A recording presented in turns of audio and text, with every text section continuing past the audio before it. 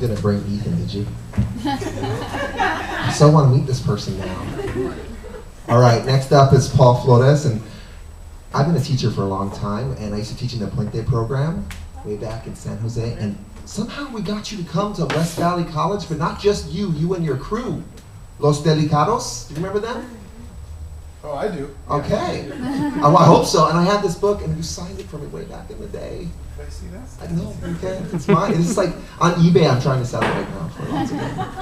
No, I'm joking. I'll buy it. Yeah. No, you cannot. It's mine. Welcome, Paul, up. Thank you.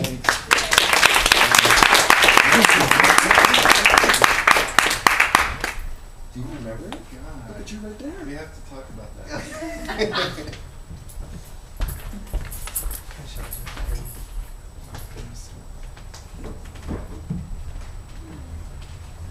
This is odd for me. I don't normally perform in this way. I'm more of a performance artist, so I'm going to try to fit into the poetry reading style. Do it any way you want to.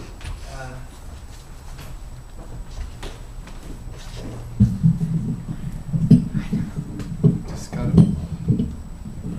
I don't really need that. It's really. I'm loud, so I'll try not to be too loud. I don't know anybody here except for Lorna and Shalja and Tomas, so this is really cool to be in front of new people. All right. Thank you so much for inviting me. Berkeley is so Berkeley. It doesn't change. It doesn't. Since we're in the presence of Rad Dad, Yes. I want to do a Rad Dad piece. I'm a father. Woo! I have 2 kids. One son who's 6 and one daughter who's 2. Okay. And this is about my son, and I wrote when he was 1 or about to be 1.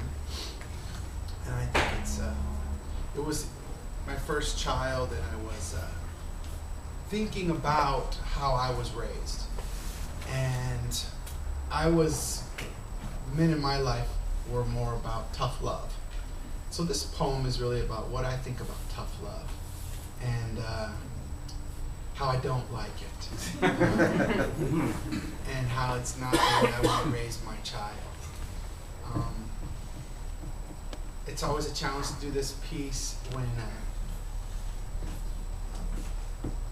when most people I perform for, are raised to be tough. The young men that I perform for or work with are, the ideal of a man is to take a punch and give a punch, and not cry, and don't show any emotion.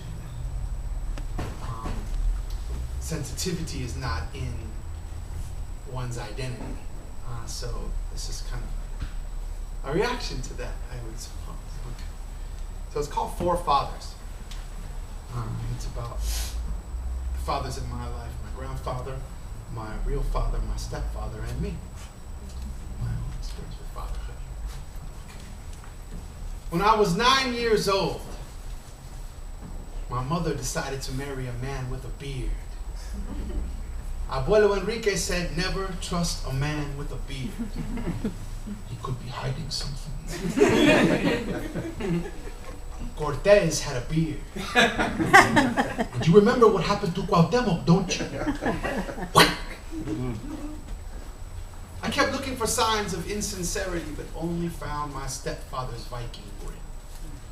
It was a staple of his old-time personality. He loved drinking Jack Daniels and tooling around on his 1946 Roadster, more than me or my mother. 4 years later, we left the trim suburbs for a 2-bedroom apartment, Chef Boyardee, coin laundry on Sunday. I never asked my mother why we gave up. Financial security, nuclear family, house with 2 stories. I had the feeling that some prophecies were self-fulfilling. I guess my mother found out the ugly truth about the bearded Viking, but decided to let me figure out what type of a man I would become. Would I choose to grow a beard or not? My own father was a phantom, a wannabe philosopher who only called when he was inspired. He wrote dense letters packed with epistemology that burned my image of a man into an ashtray. He was not an Indian, but he still couldn't grow a beard or a bank account to save his life. One day, your acquaintances might only be the people who serve you drinks. You will smell like old newspaper and damp corduroy. You will only be held to account by the poetic solitudes of your fatherless insecurities. Because now you got a son.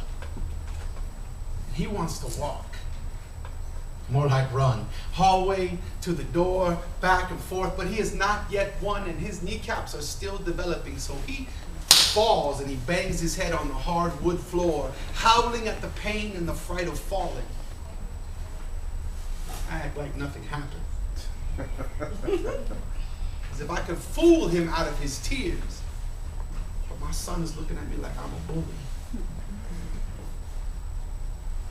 Something inside me tells me he's right. You see, I could be gone. I could disappear. Gone looking for God.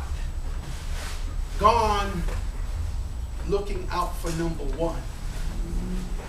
Gone to write my days of solitary adventure, corner stack of dog-eared books, pot of cold coffee, cigarette smoke and sandwich meat. Yeah, I could grow a beard. Tell myself that this is what sacrifice and personal freedom really look like. I want my son to trust the traits I carry.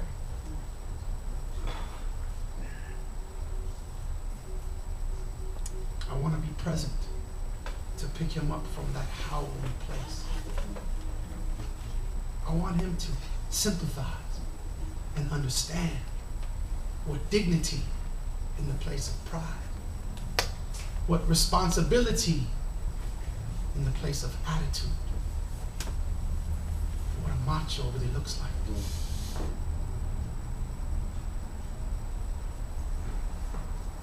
So then I kiss his hands.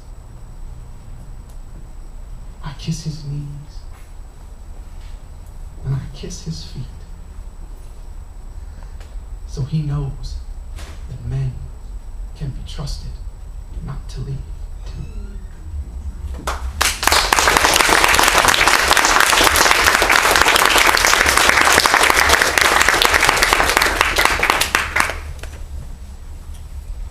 This is a cool anthology if you're interested in what do Latino poets write about.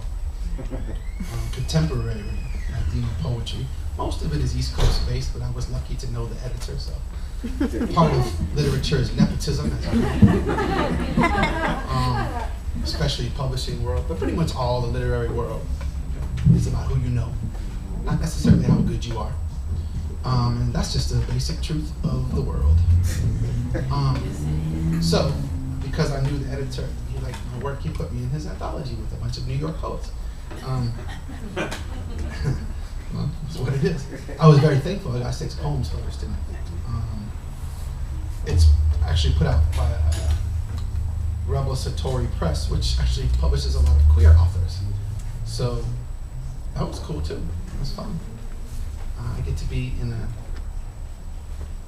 this really beautiful anthology called Mi No Habla with Acento.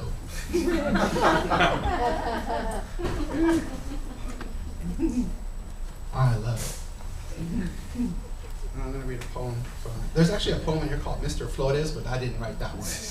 Okay. You can order this online or through Amazon. I don't know who else carries it. But there's some really cool stuff in here. A lot of these people are spoken word artists. Spoken word artists don't often publish poetry. We don't necessarily write to be published. I don't write to be published. When somebody asks me to write for a publication, I will. But for the most part, my stuff is written to be told to you, to be performed, more storytelling than anything. So I don't really imagine the page when I create poetry. I imagine seeing your face. I imagine the sound of my voice. and I imagine the reaction, the timing of your reaction to what I say.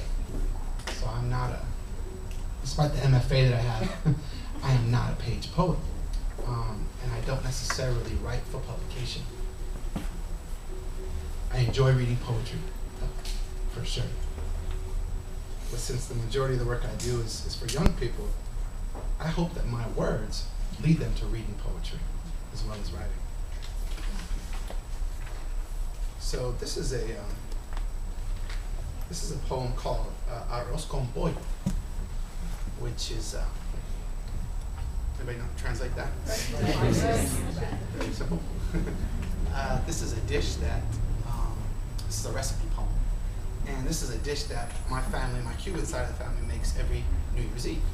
We make chicken and rice, or arroz con pollo, and I was celebrating my family's traditions in this poem.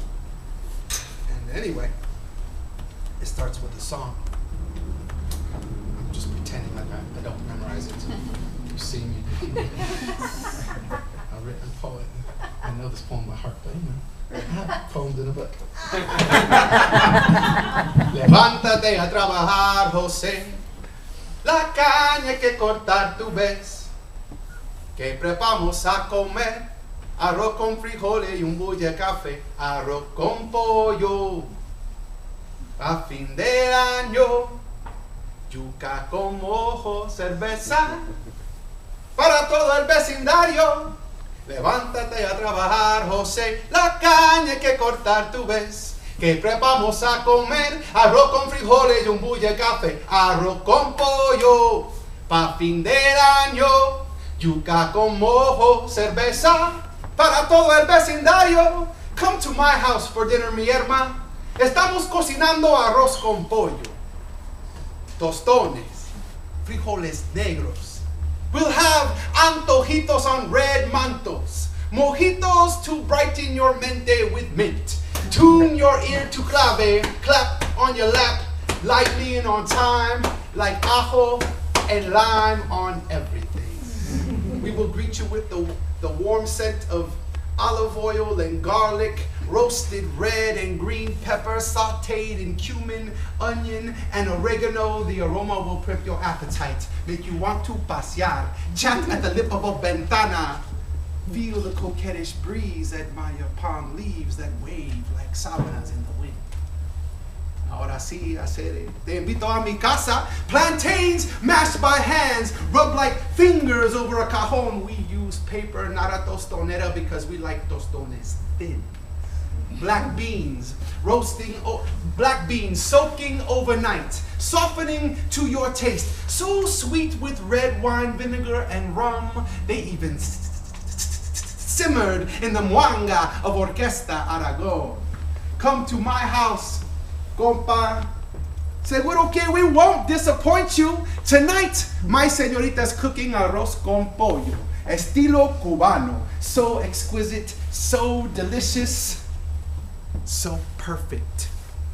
Because she makes this dish golden as her soul. Rice, moist but not wet. Con guisantes and Spanish chorizo, roasting, frying, baking ese chicken rubbed with paprika para que te pica. Spice in the bite, sharp and crisp como café. Después de una siesta, awake in the taste and textures. Open your palate like windows open on humid green mountainsides. Come, share the table with us.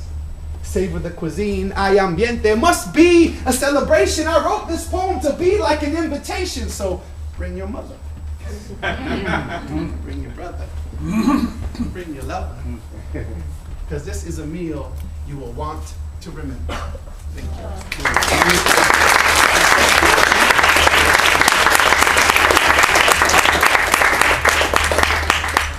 think I could do one more short one. This is a poem inspired by Kim Adenizio. You guys know Kim Adenizio? Ha ha! Glad Joyce is here. I love her shit. I like that she's always talking about drinking whiskey and shit. I love it. So, this is a poem that was based on her piece called it's called Love Like That. And it said, after Kim Abenizio. This poem was read, half this poem I had my friend Bonaventure read at my wedding. And it was really cool to have someone else in front of you to read your poem to the woman you're about to marry. Today, never mind. I won't get into that. This is a cool poem because there's a Will and Grace reference in it. Everybody watch Pop references. All right. I want you to love me like a roller coaster that shoots you deep into the dark with no light at the end, with your hands free, up in the air, screaming the entire time because I like it loud. Love me with a tub of manteca that your grandmother used to grease the pan before she made frijoles refritos, near the kettle of boiling water and with the oven at 450 degrees. Tie me up. And if I start to slip out your knots, then use a bullwhip, handcuffs, or super glue, and devour all my favorite foods in front of me like crab cakes, ribeye steaks, and chocolate chip ice cream. This is back when I ate meat. Love me when you can't find your keys, when you have no charge left in your cell phone, and when Will and Grace is on and you can't find the remote. Love me like that tight, backless cocktail dress I didn't get you for Christmas, even when you tried it on in front of me. You can cut the belt from my waist and fling my pants onto a bed of purple flowers with a swarm of bees about to taste the first nectar of spring. Love me in a hammock between two saguaro cactus trees, my feet dangling above a trail of hungry red ants, and in a cove on a public beach, my knees buried in the sand, seagulls and the sun staring at us make rock sculpture on top of each other while sunburned tourists walk hand in hand until horses down the shore can feel us climax in their hooves. Do it when I can't see the outline of your face, and I could be anyone. You could be anyone. When it's dangerously quiet, and you can hear my fantasies undressing your thoughts. Love me when the institutions are destroyed, and the museums return the bones. Love me when no one can pronounce your name right, when the DJ won't play your song, when you're tired of the same motherfuckers trying to conversate with you. Love me like fresh sugar cane off the stock, like salsa, like hot music. Love me when shots go off in your neighborhood and you've been locked out the house again with the iron on. The streets are dark and pressure and pressure and pressure is eating you up. Love me when you miss your family and you got no friends around except fate, and fate is talking. Listen. Tell me again about the first night we met. Baby, it's cold outside. I'm taking you to your favorite cafe. I'm whispering you the poem you love, wrapping my voice around you the way you like to spin when we dance, and we won't stop. We're gonna be up all night. And you can sing all the songs you like about mermaids and punch-drunk cowboys as long as you love me until the grass doesn't grow. Until the sun stops shining and the stars fall from the sky. Thank you.